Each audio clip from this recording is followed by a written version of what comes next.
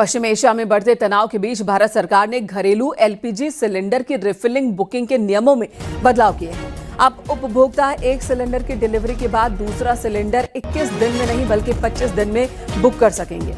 सरकार का कहना है कि ये फैसला गैस की जमाखोरी रोकने और सभी उपभोक्ताओं को बराबर सप्लाई सुनिश्चित करने के लिए लिया गया है।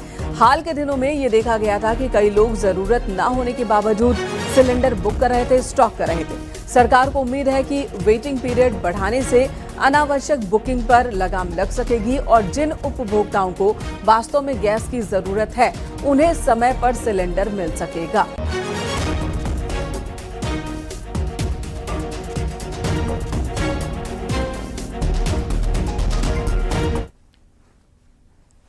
युद्ध के बीच ऐसा लगने लगा है कि तेल के लिए विश्व युद्ध हो जाएगा, क्योंकि ईरान पर अमेरिका और इजरायल के हमले के बाद पश्चिम एशिया जल रहा है। साथ ही जल रहे हैं पश्चिम एशिया के देश, जिसकी वजह से तेल की कीमतें चढ़नी शुरू हो चुकी हैं।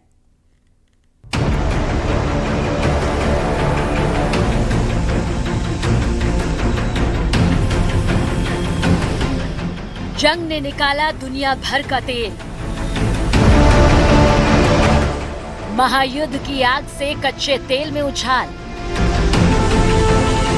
पश्चिम एशिया में ईरान, इजरायल और अमेरिका के बीच बढ़ते टकराव ने पूरी दुनिया की अर्थव्यवस्था को हिला दिया है। युद्ध के बीच बहरीन की सबसे बड़ी तेल रिफाइनरी में आग लगने की खबर ने वैश्विक ऊर्जा बाजार में हलचल मचा दी। कच्चे तेल की कीमतों में जबरदस्त उछाल आया और अगर हालात ऐसे ही रहे तो दुनिया एक बड़े ऊर्जा संकट की ओर बढ़ सकती है। ईरान ने दुनिया को तेल के खेल में फंसाया। बहरीन की सबसे बड़ी रिफाइनरी में आग से बढ़ा संकट। ईरान के हमलों के बाद बहरीन की सबसे बड़ी तेल रिफाइनरी बैपको में आग लग गई। ये रिफाइनरी बहरीन की सबसे बड़ी और खाड़ी क्षेत्र की अहम ऊर्जा इकाइयों में से एक है।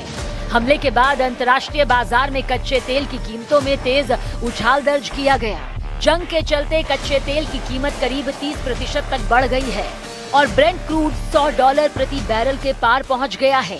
ऊर्जा विशेषज्ञ इसे 1970 के दशक के बाद का सबसे गंभीर ऊर्जा संकट बता रहे हैं। होर्मुज स्ट्रेट के बंद होने पर बढ़ा ऊर्जा संकट। दुनिया भर में तेल के लिए हाहाकार। तेल की कीमतों में इस उछाल की सबसे बड़ी वजह है दुनिया के सबसे अहम तेल मार्गों में से एक होर्मुज स्ट्रेट का प्रभावित होना। ईरान और अमेरिका इजरायल के बीच तनाव के कारण इस जलमार्ग से गुजरने वाली तेल आपूर्ति पर खतरा मंडरा रहा है। दुनिया की ऊर्जा आपूर्ति के लिहाज से होर्मुज स्ट्रेट बेहद अहम समुद्री मार्ग माना जाता है। ये संकरा जलमार्ग फारस की खाड़ी को ओमान की खाड़ी और आगे अरब सागर से जोड़ता है।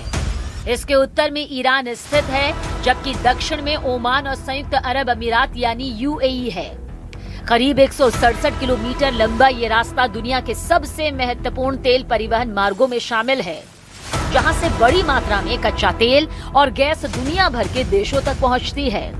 इस जलमार्ग का सबसे संकरा हिस्सा लगभग 33 किलोमीटर चौड़ा है, इसलिए यहां समुद्री यातायात के लिए सीमित शिपिंग लेन तय की गई है। यही वजह है कि अगर इस रास्ते में किसी तरह की बाधा आती है तो इसका सीधा असर वैश्विक तेल आपूर्ति और कीमतों पर पड़ता है।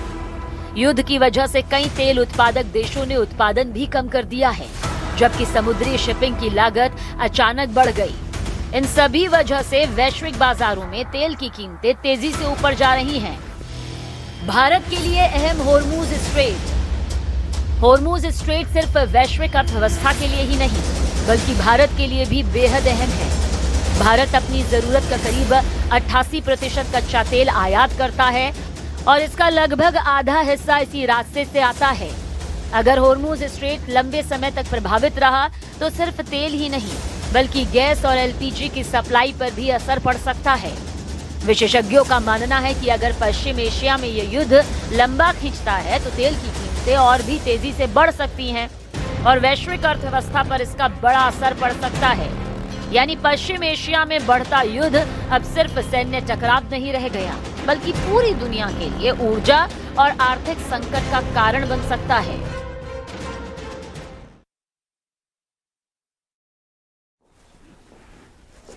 क्या ईरान पर हमला सिर्फ परमाणु खतरे को खत्म करने के लिए किया गया या इसके पीछे तेल की वैश्विक राजनीति का बड़ा खेल छिपा है? पश्चिम एशिया में बढ़ते तनाव के बीच कच्चे तेल की कीमतें उछल रही हैं और दुनिया की नजर होर्मुज़ स्ट्रेट पर टिक गई है। और ऐसे में सवाल उठ रहा है कि क्या इस पूरे संकट से सबसे ज्यादा फायदा वेनेजुएला के तेल को मिल रहा है और क्या यही ट्रंप की बड़ी रणनीति का हिस्सा है?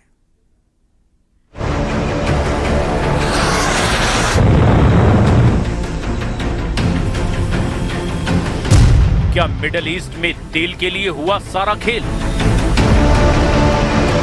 क्या वेनेजुएला के तेल को दुनिया भर में चलाना चाहते हैं ट्रंप? अमेरिका और इजराइल ने 28 फरवरी को ईरान पर हमले की वजह न्यूक्लियर खतरा और अयतुल्ला खामनेई की सत्ता को बताया। लेकिन विशेषज्ञ मानते हैं कि इस संघर्ष का एक बड़ा पहलू वैश्विक तेल बाजार से भी जुड़ा हुआ हो सकता है। ईरान संकट के बाद कच्चे तेल की कीमतों में जबरदस्त उछाल आया है। अंतर्राष्ट्रीय बाजार में तेल के दाम $100 प्रति बैरल तक पहुंच गए हैं। इसकी बड़ी वजह होर्मुज़ स्ट्रेट से गुजरने वाली तेल आपूर्ति पर मंडराता खतरा है। अगर संघर्ष लंबा खींचा तो फिर न सिर्फ ईरान बल्कि सऊदी अरब, इराक और यूएई जैसे प्रमुख तेल निर्यातकों की सप्लाई भी प्रभावित हो सकती है। But the attack on Venezuela and what they are doing there afterwards, and the attack on Iran has an impact on oil prices immediately, of course. But again, what I'm trying to say is that they have a political agenda. They want to make an impact on the whole world. And if you have a link between the two situations, probably is economically speaking, is oil. क्या Iran पर Trump के अचानक हमले के पीछे सिर्फ nuclear खतरा था या फिर इसके पीछे वैश्विक तेल राजनीति का एक बड़ा खेल छिपा था? माना जा रहा है कि पश्चिम एशिया में तनाव बढ़ा करके अमेरिका दुनिया के तेल बाजार को अपने हिसाब से मोड़ना चाहता है और उसकी इस रणनीति में वेनेजुएला का तेल अहम भूमिका निभा सकता है। विशेषज्ञों का भी मानना है कि अमेरिका वेनेजुएला के तेल को फिर से वैश्विक बाजार में मजबूत बनाने की कोशिश कर सकता है। हाल के सालों में अमेरिका ने वेनेजुएला पर लगे तेल प्रतिबंधों में सीमित ढील भी दी है, जिससे कुछ कंपनियों को वहां उत्पादन की अनुमति भी मिली है। ईरान पर हमले की टाइमिंग भी कई सवाल खड़े करती है। जनवरी में ही अमेरिका ने क्षेत्र में अपने युद्धपोतों की तैनाती बढ़ा दी थी और इसके बाद तनाव लगातार बढ़ता चला जा रहा था। इसी बीच अमेरिका में वेनेजुएला से कच्चे तेल का आयात भी बढ़कर के 1 साल के उच्चतम स्तर पर पहुंच गया है।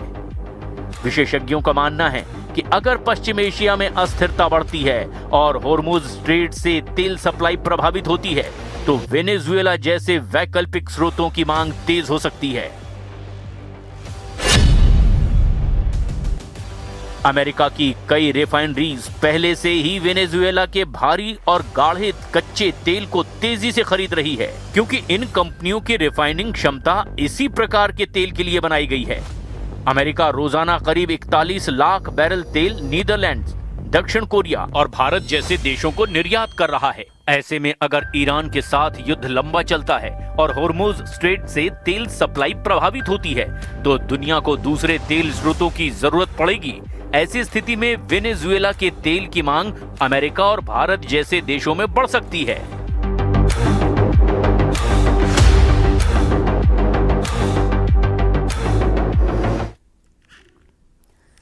खामेनेई की मौत के बाद इजरायल और अमेरिका ने बिना इजाजत सुप्रीम लीडर चुनने पर खोज कर मारने की धमकी दी थी, लेकिन ईरान नहीं झुका।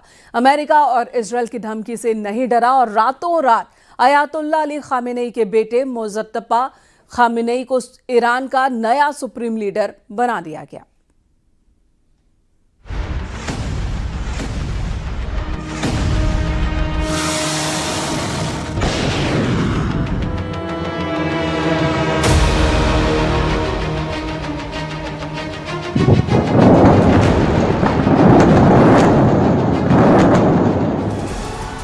जंग के बीच आधी रात को ईरान की सड़कों पर ये जश्न वहां के नए supreme leader Mujtaba Hosseini Khamenei के लिए मनाया गया।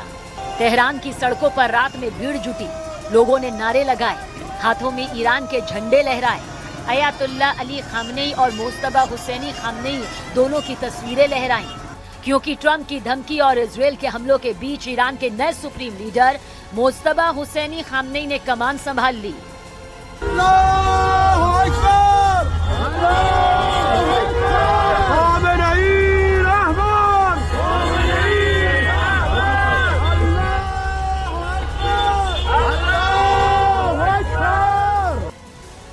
मुस्तबा हुसैनी खामनेई के कमान संभालते ही तेहरान में उनके समर्थकों ने रैलियां भी की, जिसमें उन्होंने मुस्तबा के लिए अपना समर्थन दिखाया।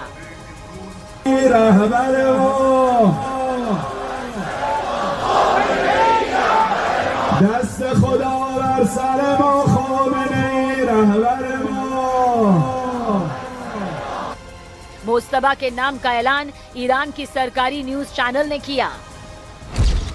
मुस्तबा हुसैनी खामनेई को विशेषज्ञों की सभा के प्रतिनिधियों ने संविधान के अनुच्छेद 108 के तहत सुप्रीम लीडर चुना। उन्हें ईरान के पवित्र इस्लामी गणराज्य के तीसरे नेता के रूप में नियुक्त किया गया। और ये सब तब हुआ जब ईरान जंग की आग में जल रहा है। ट्रंप कह चुके हैं कि ईरान उनके बिना नया सुप्रीम लीडर ना चुने, क्योंकि उनकी मंजूरी के बिना जो भी सुप्रीम लीडर बनेगा वो ज्यादा दिन नहीं टिकेगा। इजराइल ने भी धमकी दी कि मुस्तबा हुसैनी खामनेई का हाल भी अयातुल्ला अली खामनेई जैसा होगा, लेकिन ईरान नहीं माना, जिद नहीं छोड़ी, रातों रात मुस्तबा को कमान सौंप दी।